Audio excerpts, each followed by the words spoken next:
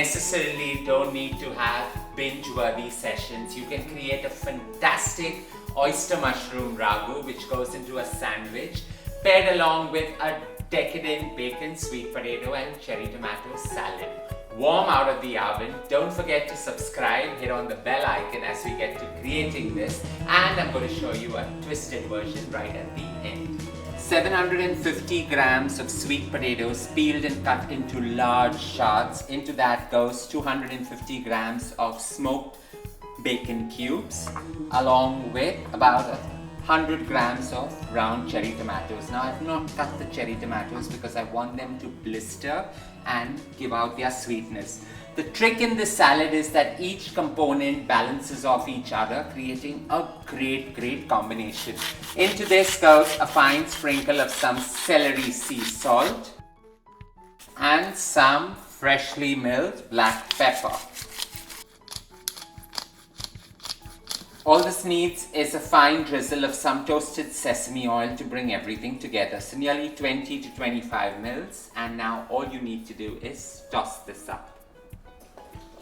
Just so that everything comes together, this goes into a pan and straight into the oven to bake. The flavors together really work their magic with it. This warm salad bakes at 180 degrees Celsius in a preheated oven for about 40 minutes. In the meantime, let's get to creating that gorgeous oyster mushroom ragu. A hot cast iron pan gets a fine swivel of some oil. Just add in about 5 or 10 ml along with a large blob of salted butter. Now this is what makes an oyster mushroom ragu stand out, because it absorbs all the flavors along with about 4 cloves of garlic finely minced, a small bulb of ginger just so that the flavors transcend with each other, a quick saute. You don't want the butter to burn, so just allow the flavors to infuse right in.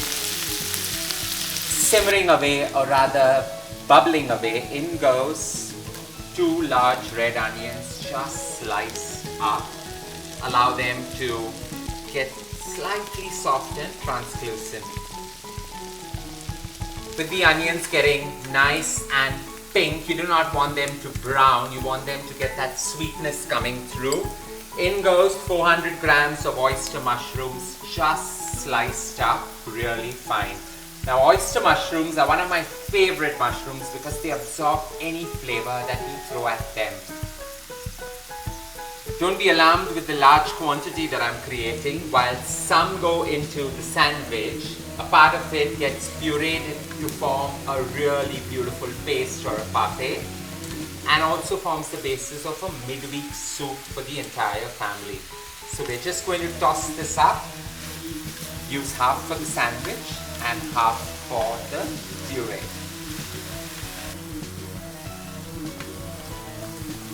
As this wilts, you want a lot of its water to evaporate so that it dries out. So always season right at the end with a fine sprinkle of some celery sea salt.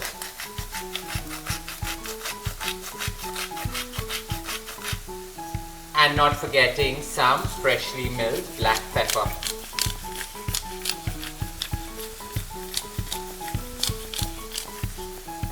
A quick stir, and we just want it to dry out further and get slightly brown. Bursting with flavor, all this needs is a slight sprinkle of some coriander leaves. So finely chopped, about nearly half a tablespoon of the same. And you're just going to toss this through and through. The green speckles in between, exuding its flavor. Sweating the ragu till it really comes together, giving it a slight fawn to golden brown color. Now here I have my famous sourdough bread that I bake every week, and if I've gone overboard and I have another one lying in, it's time to toast it and make a sandwich. For this, all you need to do is slice it, create one for me and the other one for a sandwich.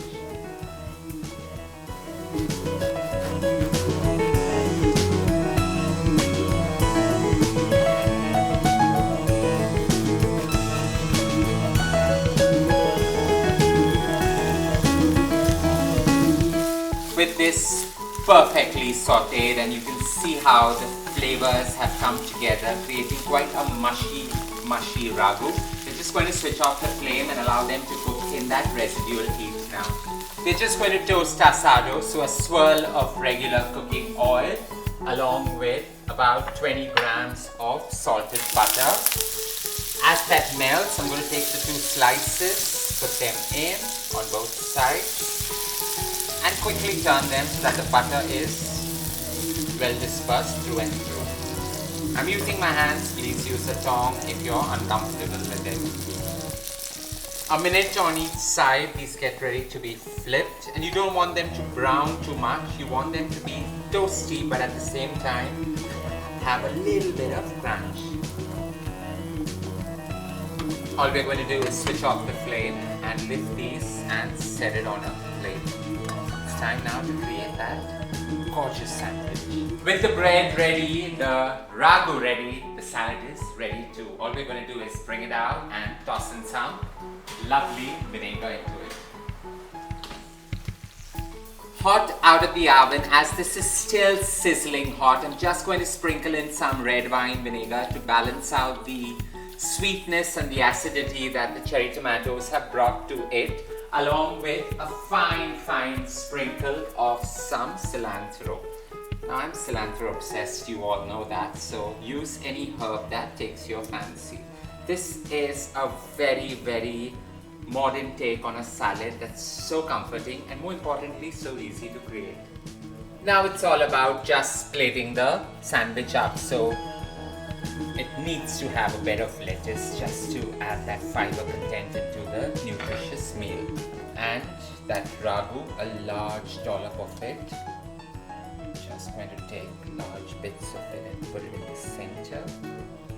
I'm just obsessed with this ragu, so I'm going overboard. You can use flavors and quantities that are more acceptable to you. So with a large dollop of it in. Now all it needs is a slice of cheese, triangulated right on top, along with the perfect covering. And my sandwich is ready.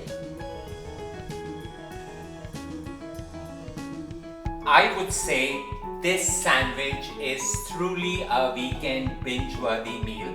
The flavors are sharp, coming together in a decadent midday meal, or preferably a dinner. Don't forget to share loads of love by hitting on the like button.